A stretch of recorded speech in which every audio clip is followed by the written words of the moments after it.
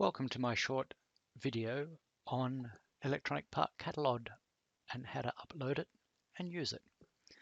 The point behind this exercise is to take the information in an electronics part catalogue, and here I have a PDF document with a diagram of an engine mount and the components that are associated with it, and here are the numbers of those components in the diagram. These relate, as they always do, to a table in the same document that lists the point that's in the diagram, the part that we've got, the description of the part, and the quantity that is required.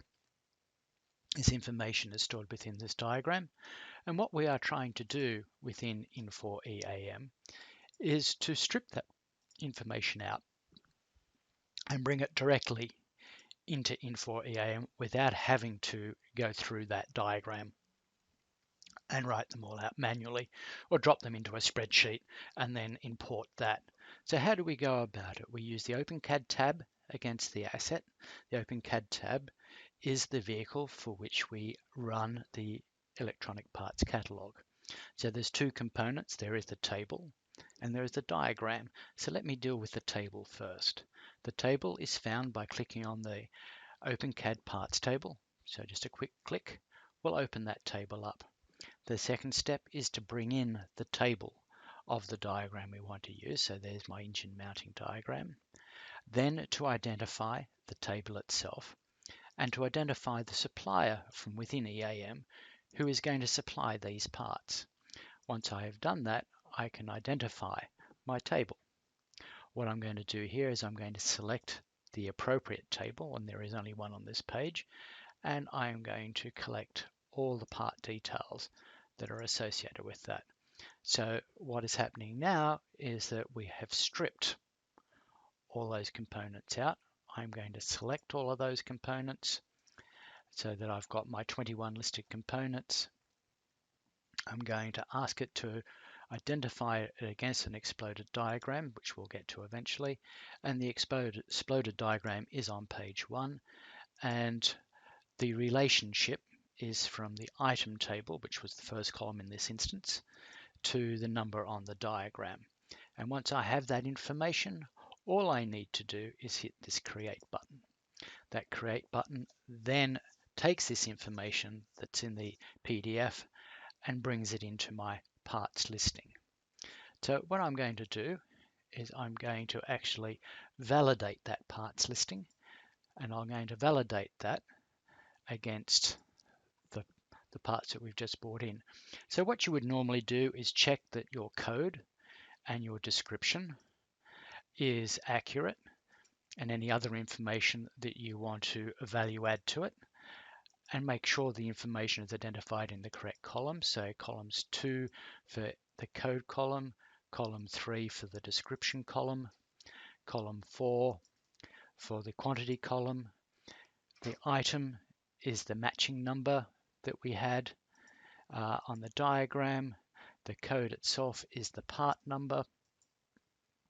And then of course we have the description and we have the quantity as well of being filled in.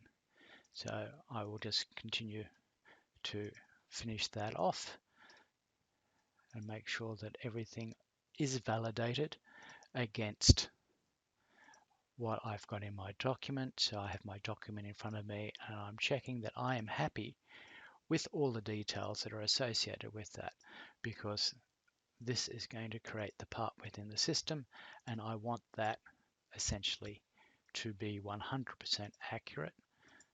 And it's just as well I'm a speed reader. And so I've done my associations and I'm happy with that.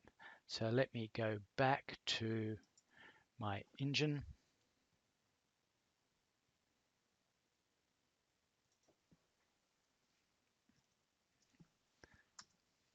and pull in the diagram that is associated with it. So here I go back to my OpenCAD tab and add my diagram, new drawing from PDF, bring in the document.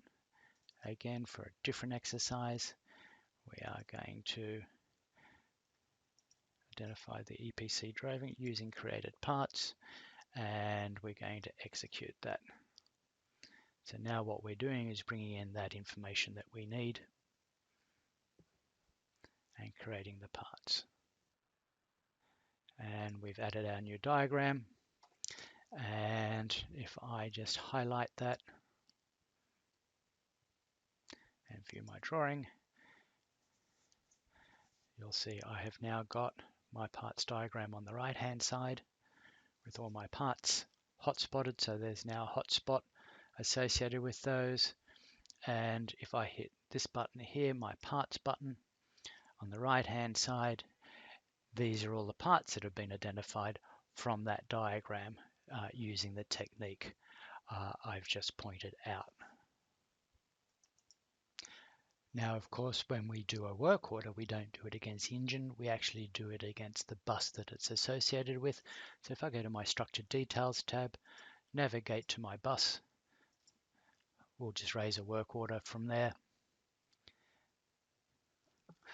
And in raising the work order, we'll make use of that diagram we've got here.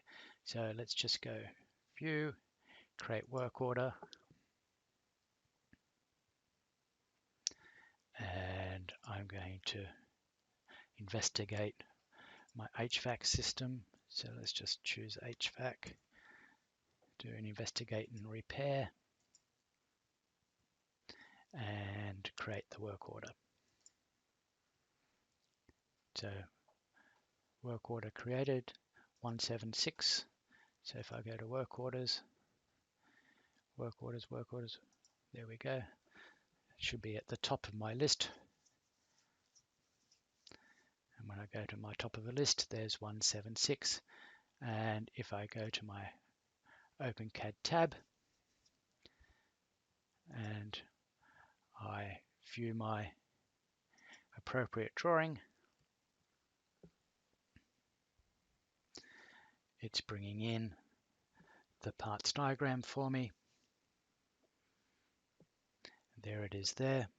And what it's done on my other screen is it's actually popped up the material list that's associated with that. So there are our parts. Now, of course, there are no parts available because we haven't been through the procurement process or updated that information there.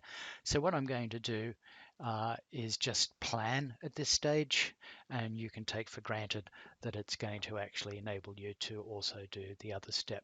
So if I come across here, I can highlight my parts, and over here, if I highlight a part that I'm after and I drill in, it's bringing me the parts in the diagram that I'm after. If I go to 10 and drill into that, that's the bolt that we're after in this instance. And what I'm going to do here is I'm just going to double click on that, and I'm just going to do plan copy as opposed to doing an issue, because I haven't got any issue, as you can see.